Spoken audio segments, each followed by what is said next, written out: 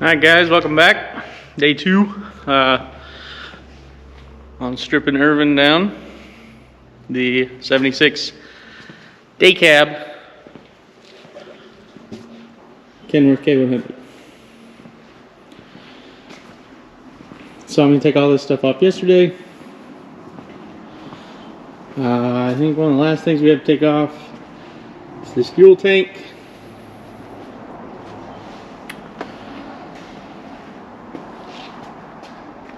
Got a clean roll around tank for some fuel in the other room. I'm gonna grab it, bring it out, find a drain plug, drain out some of this fuel, try to save it. Can you see? I can't either. Hopefully there's not a lot in there. Who knows? Take these lines off. Really, that's about it. For some reason there's nothing on the sender. Spray some looby doob on the threads for the tank straps. And that's about it. Only other thing I might do today is try to track down the battery cables, see exactly where they go. We need to make new ones. Those are looking pretty nasty. And like I said, we're going to run them a different way because we might be putting the batteries back here in a tray of some sort. So, you know the deal. Put you on time lapse and you watch me work moderately fast.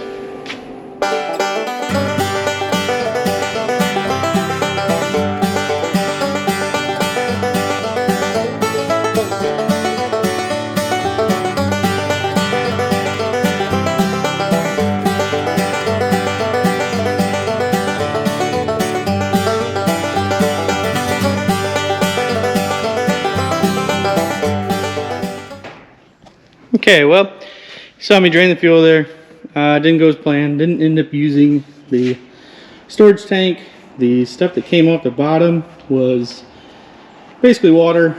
Super nasty, super smelly.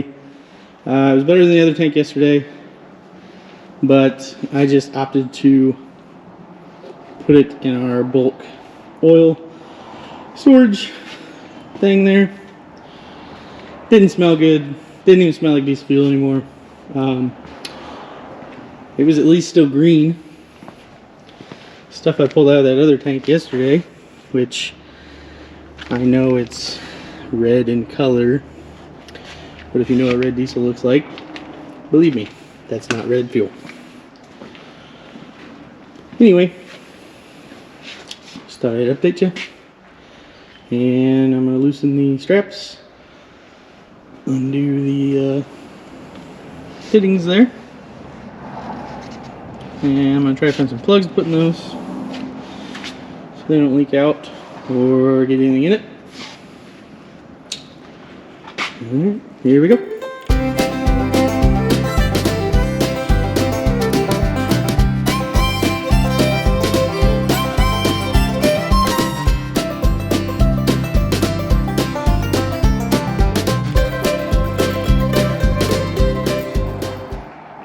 Alright, got that tank off. I got a little bracket off there. Got that step off. Looks like there might have been a little corrosion. Tank might have been leaking just a little bit. But I think now I'm run to the other side. Start cutting zip ties, figuring out where these big main battery cables go.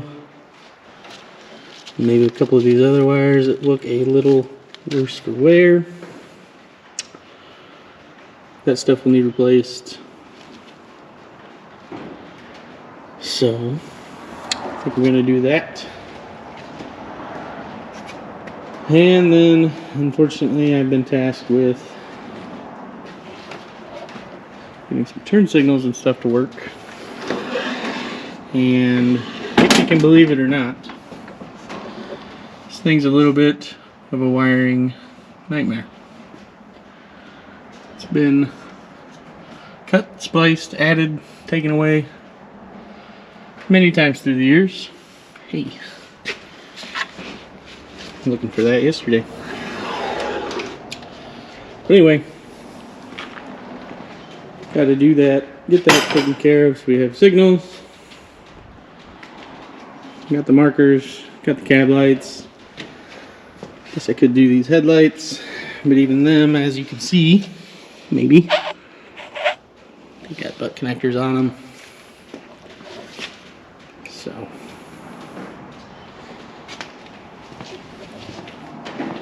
I've also got to get taillights going at some point. You can see from this.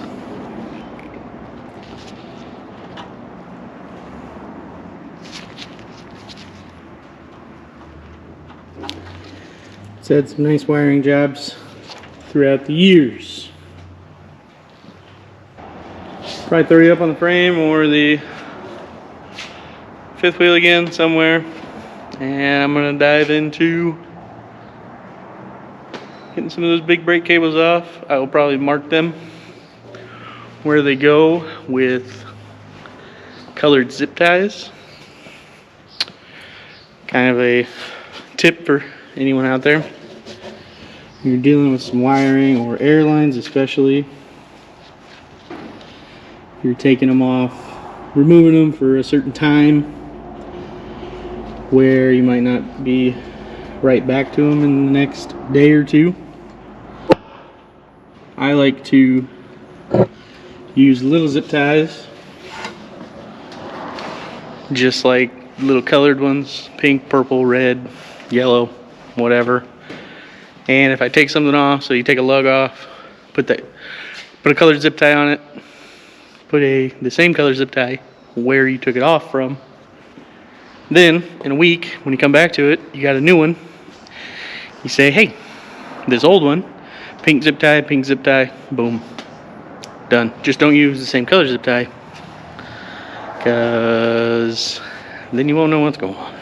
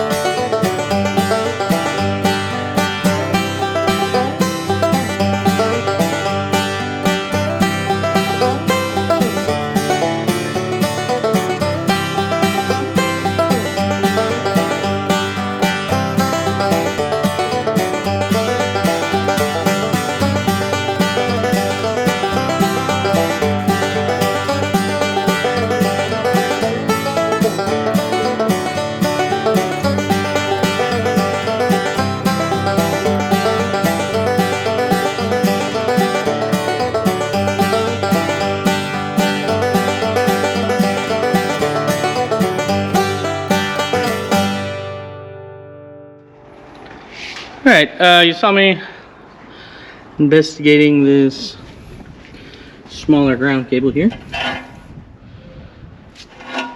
Looks like it actually goes to about as far as you can see it where that filter is. And then kind of grounds there, splits off, goes to the alternator, splits off again. Goes all the way to the front over to the other side. So that's some kind of a main ground deal. Be a lot easier to get at when the cab is tilted forward. We haven't tilted the cab yet. And you get some air equip lines, replace them. Not even sure the pump works. Probably needs a pump. So that's a huge thing with these. To work on them, you got to get the cab up and out of your way. You saw me get the other negative off, the positive off the starter. Try to get you guys in there, show you the little zip tie trick. I got this other positive wire was on the positive solenoid. I'm assuming it's key on, power.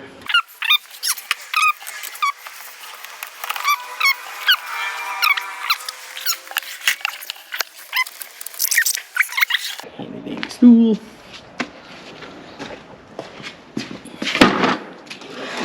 It's a lot easier using this. And I don't have to shake you guys around and make you have a seizure.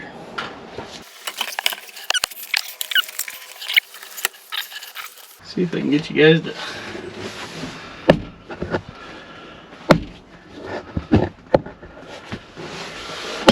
stand up anywhere. Sure enough, everything's aluminum in here or vinyl. Nice. Sweet. So yeah, comes up in here looking like it's this one. Comes around, which is right here, which is key power. So you can go ahead and get that off. See, it's got a butt connector there. I think there was 2 butt connectors down there, 1 or 2. Every connection creates resistance, creates heat, which we don't want. So I'm gonna get that off, get it fed through down below, get it out of that big loom, and take it over yonder. I can set it out, see if we have same gauge wire or bigger. Put a couple ends on it, shrink tape, heat shrink, whatever. Put a couple eyelets on it, looks like, and we'll get it fastened down the right way with less butt connectors, and we'll all feel better about it. Alrighty, I got that wire pulled out, laying here on the ground. A couple butt connectors. Nice. Terminated in there. Get that replaced. Get the battery cables and stuff over here. See where this started out. Green, butt connected. Some old brittle wire. And it's not really gonna focus. Got the battery cables. Let's see how these look. Cracked. Split. A little corroded. So we'll get new ones of them. Need to get some more wire. We don't have any wire for that kind of stuff on hand. For that big. Some bigger lugs. I think we got 12 gauge wire. I think that's about the same of what that is. Maybe this. Not sure if it's 12 or 10. But anyway, I think that'll about do it for today. Got a little antsy. I think tomorrow started loosening up that air tank U-bolts. Might pull this J bracket off. Kind of did some measuring here. Kind of really want to slide everything forward, but not sure where everything's going to land yet.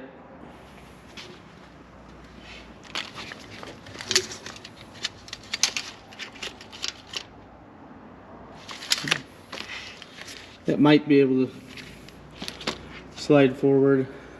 Maybe I have to make a little spacer standoff.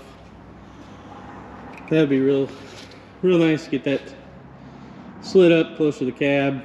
That way when there's exhaust going up it, there's just not a big gap there to look better.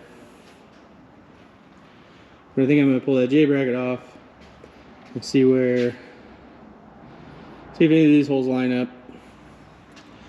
Get that forward. I think there's like 17 inches in between there, 15 maybe. See where that goes. It might be able to slide up. Set of holes, maybe there. Maybe use those. I don't know. We don't want to just start drilling holes. try to use the existing ones. Pretty good space in between there, because there's nothing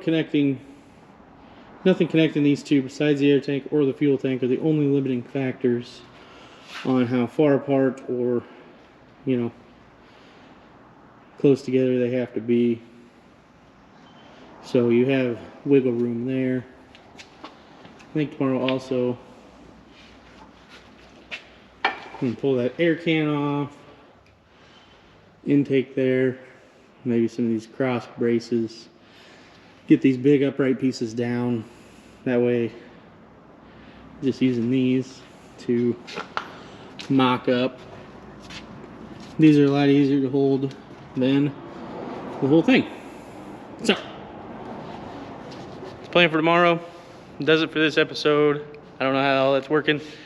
If this is all gonna be one big episode, it's gonna be small ones, you know, cleaning, lights, taking stuff off, moving stuff.